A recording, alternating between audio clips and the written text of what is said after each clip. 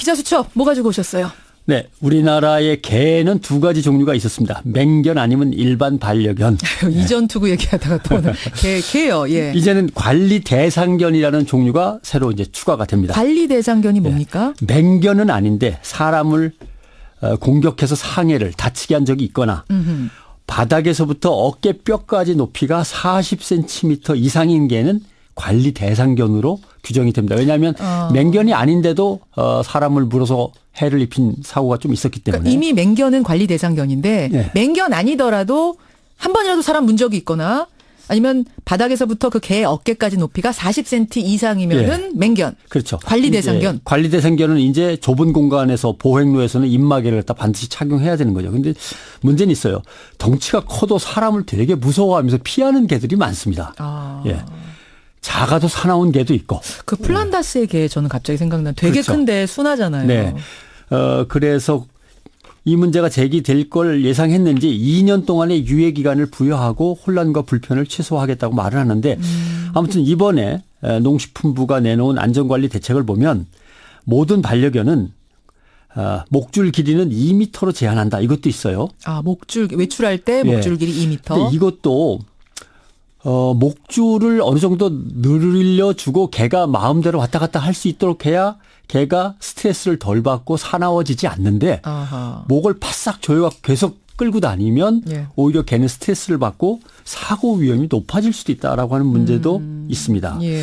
그다음에 이제 입마개를 씌워야 된단 말이죠. 걸핏하면. 그러면 입마개를 씌우면 개는 아시다시피 땀샘이 없어서 혓바닥으로 열을 배출해야 되는데 입마개를 계속 씌워 놓으면 이것도 역시 개한테 승질 사나워지라고 재촉하는 같은. 그래서 개들이 더운 날 헥헥거리는 거예요? 헥헥거리는 이유가 그거지 않습니까?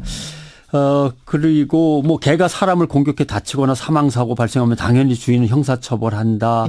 개가 사람을 공격하는 경우는 소유자의 동의 없이도 지방자치단체장이 격리 조치할 수 있다. 개선의 여지가 없다고 보면은 바로 안락사로도 갈 수도 있다. 뭐 이런 등등의 계획들을 내놨죠. 어제 이 계획에 대해서 두 가지 반응이 나왔습니다. 한쪽은 이것도 약하다. 더 세게 해라라는 쪽이 있는가 하면 동물을 가족처럼 생각하는 입장에서는 반발이 또 상당했어요. 네. 사고가 난 개에 대해서는 엄히하는 건 할 수 있는데 그 전 과정들이 문제인 것 같습니다. 위험한 개는 개가 나쁜 개여서가 아니라 관리 상태. 사육 환경의 문제, 그다음에 개별적인 개의 특성에 합쳐져서 결정되는 거거든요. 그런데 농식품부가 한 것처럼 덩치가 크니까 위험해라든가 이런 것들은 조금 무리가 있는 거고요. 또 하나의 문제는 우리나라의 지금 관리 방식 자체가 목줄을 짧게 해. 입마개 채워버려. 사고 나면 과태료 물려. 주인은 무조건 처벌해버려. 그래도 안 되면 안락사 시켜버려. 철저히 사고의 책임을 누군가에게 확 지워버리는 방식이란 말이죠.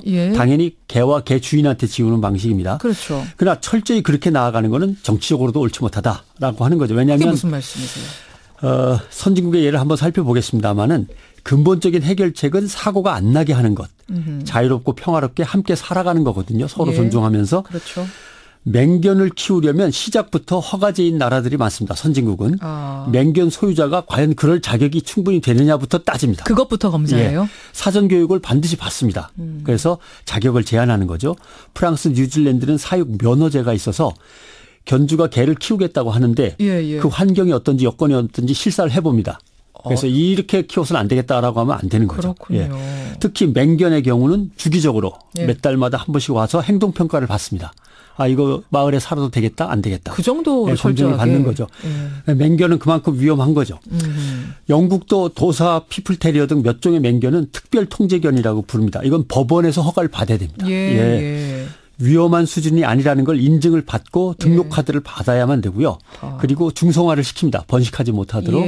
그다음에 공공장소에서는 목줄 입마개를 반드시 맹견일 경우에는 하게 돼 있습니다. 그래요. 그럼 맹견을 일반 가정에서 못 키우게 하는 경우도 있는 거예요? 그렇죠. 맹견이면 아예 수입과 번식을 확실하게 금지하는 나라도 있습니다. 이 독일 같은 경우인데 독일 안으로 수입해 갖고 올 수 없습니다. 맹견은 번식 금지고요. 그래서 소유가 금지되어 있는 거죠. 맹견은. 꼭 필요한 경우는 보안 감시견, 인명 구조견. 그러면 독일은 아예 특수 목적으로 쓰는 맹견 외에는 키우지 말아라 금지. 선진국도 다 모양 키우도록 해놓고 나중에 사후에 뭐 책임무는 그게 아니라 아예 금지. 키우게 하려면 철저하게 법원이 사전에 심사를 거쳐서 등록 허가증을 내주고 예. 주기적으로 계속 안전한지를 확인하든지 아니면 맹견을 데려오지 마라 그렇군요. 하든지 뭐 이런 그렇군요. 종류가 다른 거죠. 예. 맹견이 사람이나 반려동물을 물어버리면 어떻게 처리할까? 이거는 처리하기 전에 사고를 낸 개의 행동을 평가하는 절차가 있습니다. 예. 그리고 예. 법원에서 그 개에게 충분한 변호를 보장합니다. 예. 법원 심리에서 개에게 피해를 입거나 두려움으로 저 개 때문에 무서워서 못 살겠어요라는 사람이 있다면 네.